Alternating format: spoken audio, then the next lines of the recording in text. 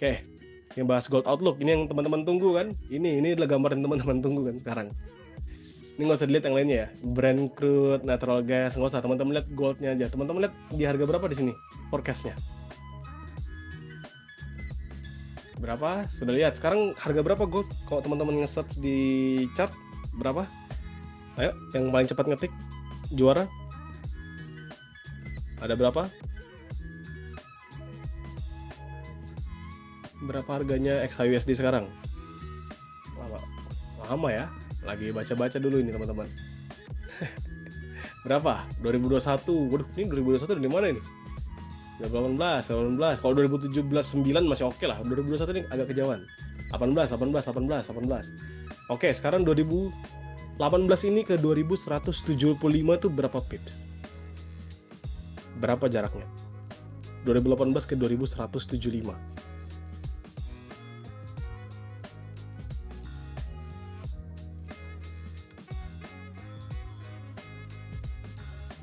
Salah King, maaf like chat ya. 157 pips. 162 pips. Yakin teman-teman, 162 pips. 1.500. Oke, 1.500. Dihitung dong, dihitung yang baik dong. Berapa? Kalau dari 2018 aja, ini simpelnya ya. Kalau dari 2018 aja ke 2019 itu kita hitungnya 10 pips. Maka dari 2018 ke 2175 itu berapa? 1.570.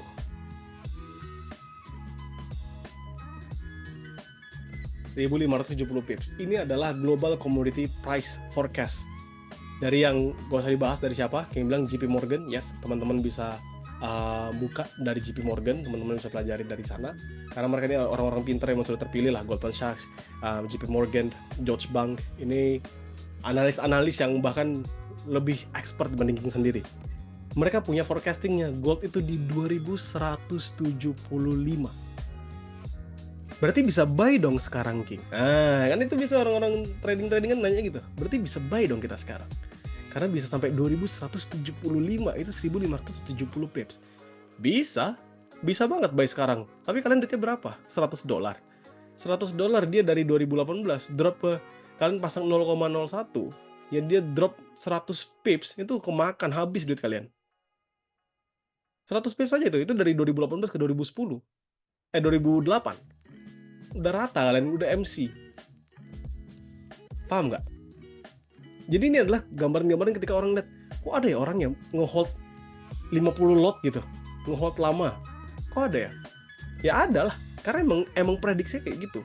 Kok ada orang-orang yang pakai Bloomberg Terminal, terus habis itu dia pakai yang trader-trader institusional, mereka berani nge-hold yang cukup lama. Ya memang lama mereka nge-hold ya. Karena mereka mainnya nggak modal 100, 200, 1000, 10.000 dolar, enggak. Mereka mainnya sudah $1 million. Billion dollar, mereka mainnya udah juta sampai miliar US dollar ya, bukan rupiah. Mereka sudah main di sana, jadi mereka bisa nahan aja. Kalau misalnya mereka lagi ngelong, ya mereka bisa nahan aja sambil mereka ngeliat. Kenapa mereka pede banget? Nah itu kan reasonnya. Kok pede banget sih King? Mereka bisa memforecastingnya sampai 2175. Why? Karena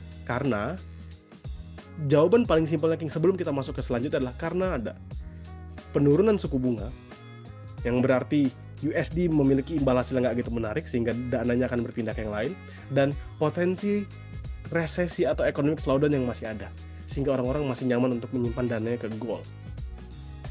Sehingga 2175 itu adalah pandangan yang konservatif. Masih biasa aja. Ada bener, ada yang prediksi ke 2300, yes ada. Begitu. Ini adalah gambaran orang lihat secara fundamental. Oh, gold itu ke sana ya. Ya udah. Sehingga ketika dia pintar fundamental dan dia paham teknikalnya, dia tahu di momen apa dia bisa nge-hold swing. Dia tahu banget. Dan kapan kita bisa nge-hold swing? Pertanyaannya kan seperti itu. Kalau dari King sendiri adalah sampai sebelum kuartal kedua. Nah, kuartal kedua itu kapan? Kuartal kedua ya tadi waktu dia mau menurunkan suku bunga. Karena kita sudah punya prediksi dia akan menurunkan suku bunga, jadi kita bisa betting bahwa nanti di kuartal kedua suku bunga ini akan diturunkan. Sehingga XAU akan mengalami peningkatan. Dan ini berlaku buat yang lainnya, GBP USD, Euro USD, seperti itu. Dia berlaku. Sehingga teman-teman nggak perlu khawatir. Silver, udah kita lewatin aja. Ini yang teman-teman tunggu, jadi ya semoga membantu. Nanti teman-teman bisa tonton lagi, bisa diulang lagi kata-kata King. Nah, teman-teman, sebelum King lanjutin, teman-teman pernah nggak lihat grafik seperti ini? Chart ini pernah lihat nggak? Excel ya, teman-teman, Excel seperti ini. Ada yang pernah lihat nggak? Ada yang pernah belajar? Ada yang pernah lihat? Belum. Kalau saya 2255. Amin. Amin. Belum, King. Belum. Oke. Yang udah pernah siapa? Oke, first time. Good. Yang udah pernah, King tuh penasaran yang pernah ngeliat ini. Ini sebenarnya hal paling mendasar yang teman-teman harus tahu. Hal yang paling mendasar. King benar-benar ngomong ini adalah hal yang paling mendasar. Makanya King bilang, yang namanya trade di komoditi, ya, King ulangin sekali lagi. Yang namanya trading di komoditi, itu utamanya adalah harus trader profesional. Gak ada kalian trading baru yang kayak gini yang belum baca ini sudah trade di XAUSD. Tapi nggak masalah. Ini pertama kali yang tunjukkan berarti buat teman-teman, so it's a new thing. Kalian tahu ini dari mana sumbernya? World Gold Council. Jadi mereka tuh punya konsili emas dunia, teman-teman. Ya ini dari orang-orang yang berdagang emas, yang trading emas. Dan mereka menunjukkan gambaran-gambaran bagaimana kemungkinan besar harga emas ke depannya. Dan apa aja yang bisa mempengaruhi harga emas itu. Ada. Gitu loh. Jadi jangan jangan sampai menutup mata. Teman-teman kalau emang cinta banget sama dunia ini, teman-teman mau dapat profit dari dunia ini, teman-teman benar-benar harus menggali. WGC, kita sebutnya simpelnya WGC ini, dia menunjukkan gambarannya economic scenario. Ada Fed fund rate, ini yang suku bunga tadi. Opportunity cost. Ini opportunity cost itu apa? Opportunity cost itu King terus waktunya beli kapan? Nanti ya King Tanovi ya, King jelaskan. Karena King bilang waktunya beli ya, misalnya kamu punya duit minimal 500.000 US dollar, terus mau pasang satu lot, beli sekarang bisa. Atau nanti nunggu di kuartal kedua terus beli di kuartal kedua juga bisa. Karena kamu punya target kedepannya di sampai 2175 pasar spot, gitu. Kalau selama di futures yang kayak trading kayak sekarang ya, tinggal ditentukan aja dia masuk ke 1900-an lagi bisa buy, gitu kan? Oke, King jelaskan lagi ya. Opportunity cost ini apa? Opportunity cost ini adalah cost yang bisa kamu terima ketika ada kesempatan yang lain lah simpelnya. Jadi misalnya kalian gini, kalian ngehold gold ya 3% profitnya, tapi ada juga saham 5%. Nah ini opportunity cost-nya 2% ya. Karena dengan duit yang kalian punya sebenarnya kalian bisa pindahkan ke saham buat dapetin tambahan 2% tadi, additional 2%. Jadi itu opportunity cost ya.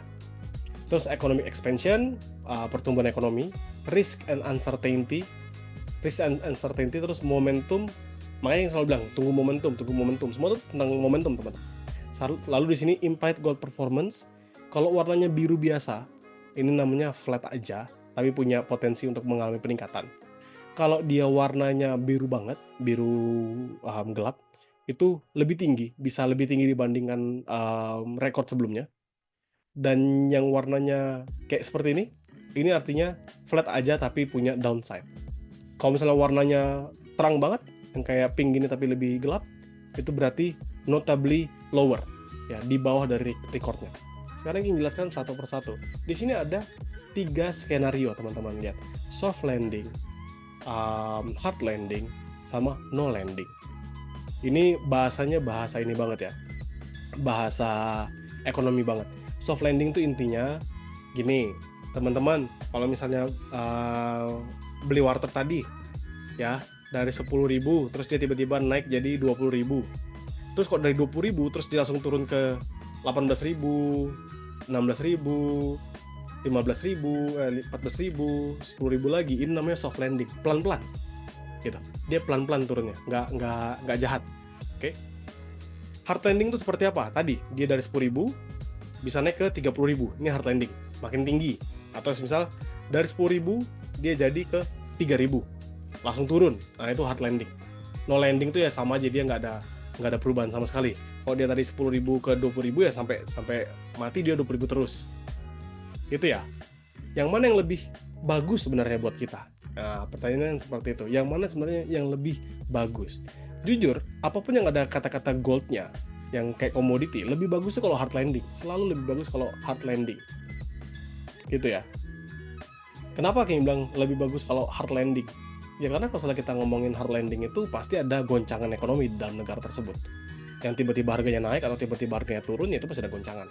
Nah, sekarang di sini teman-teman lihat expected Federal Funds Rate. Di sini sekarang dia 5,25 sampai 5,5. Soft landingnya dia ke 4,5 di akhir tahun. Tadi kan di JP Morgan 4,25 ya. Nah, dia ini punya pandangan 4,5 di akhir tahun.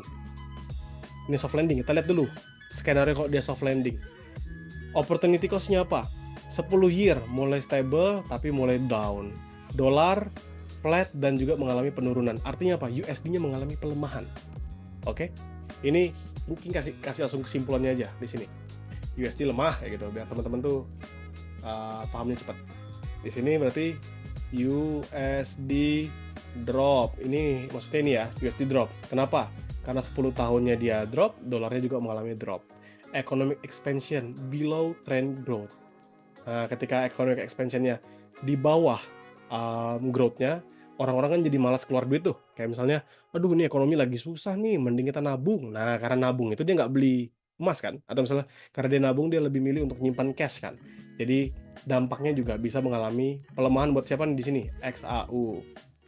Ini kan warnanya juga pink biasa ya, pink yang ini ya. Terus risk and uncertainty. Inflation menurun. Terus risk on positioning. Maksudnya apa? Karena inflation-nya menurun, ya. Terus habis itu risk on positioning, artinya dana-dana yang sebelumnya ada di risk free, yang nggak ada risk on, artinya dia mulai masukkan dananya ke area yang punya risiko, area-area yang punya risiko, gitu ya. Sehingga kita beli memprediksi, yes, ini table sampai akhir tahun, tapi dengan 3 skenario, soft landing, hard landing, dan no landing. Risk on ini berarti dia masukin dananya ke yang lebih berisiko. Berarti artinya apa? Kalau ini terjadi, maka pasar saham, kripto, dan lain sebagainya itu mengalami penguatan. Aset-aset kayak tanah dan lain sebagainya mengalami penguatan. Karena udah mulai masuk ke risk on nih, yang ada risknya. Terus geopolitical risk. Selalu ada geopolitical risk, selalu memberikan dampak yang signifikan. Nah, central bank purchases continue at or above trend. Akhirnya artinya apa? Ya, central bank sudah mulai belanja-belanja lagi menggunakan USD. Begitu ya. Terus commodities down marginally, artinya ya mulai perlahan-lahan mengalami penurunan untuk harga komoditi. Gold net positioning rebound, tapi warnanya biru biasa. Jadi dengan momentum soft landing ini, probabilitas dia mengalami peningkatan tuh bisa aja. Jadi 2100 nih bisa di soft landing. Hard landing, teman-teman tinggal baca aja, teman-teman tinggal sesuaikan warnanya. 10 year lower, dollar up on safe haven, safer downturn. Kita lihat yang ini ya, biru dongkar.